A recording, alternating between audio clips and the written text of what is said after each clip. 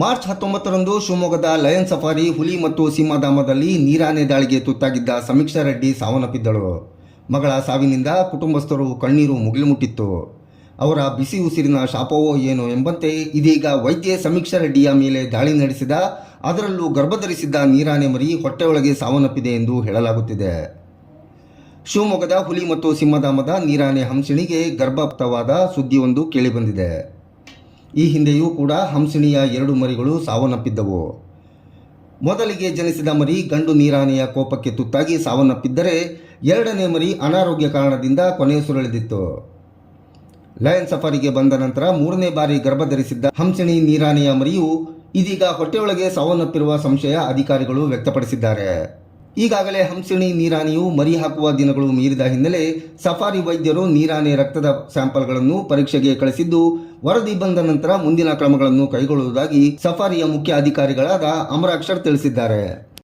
ಇಲ್ಲ, ಅದು ಹಿಪ್ಪೋದು ಅದೇನು ಗೆಸ್ಟೇಷನ್ ಪೀರಿಯಡ್ ಮುಗ್ದಿದೆ ಅಂತ ಗಮನಕ್ಕೆ ಬಂದಿತ್ತು. ಸ್ವಲ್ಪ ಪ್ರೊಲಾಂಗ್ ಆಯ್ತು ಅದು.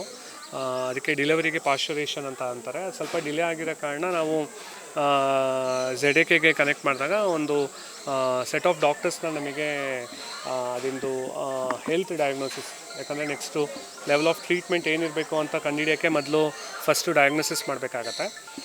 ಅದಕ್ಕೆ ನಿನ್ನೆ ಅದೊಂದು ಪ್ರೊಸೀಜರ್ನ ನಾವು ಮಾಡಿದ್ವಿ. Experienced wild life vets Bannerghatta ಮತ್ತು ಮೈಸೂರು ಝೂಯಿಂದ ಅದಿಂದು ಸ್ಯಾಂಪಲ್ ಕಲೆಕ್ಷನ್, ಬ್ಲಡ್ ಇರ್ಬೋದು ಮತ್ತು ಬೇರೆ ಬಾಡಿಲಿ ಫ್ಲೂಯಿಡ್ಸ್ನ ಕಲೆಕ್ಟ್ ಮಾಡಿ ಅದು ಟೆಸ್ಟಿಂಗಿಗೆ ತೊಗೊಂಡೋಗಿದ್ದಾರೆ. ಸೊ ಅದು ಟೆಸ್ಟಿಂಗ್ ರಿಪೋರ್ಟ್ಸ್ ಮೇಲೆ ಅವರು ನೆಕ್ಸ್ಟ್ ಕೋರ್ಸ್ ಆಫ್ ಆ್ಯಕ್ಷನ್ ಏನಿದೆ, ಅದಕ್ಕೆ ನೆಸಸರಿ ಟ್ರೀಟ್ಮೆಂಟ್ ಏನು ಬೇಕಾಗತ್ತೆ ಅನ್ನೋದು ಪ್ರಿಸ್ಕ್ರೈಬ್ ಮಾಡ್ತಾರೆ.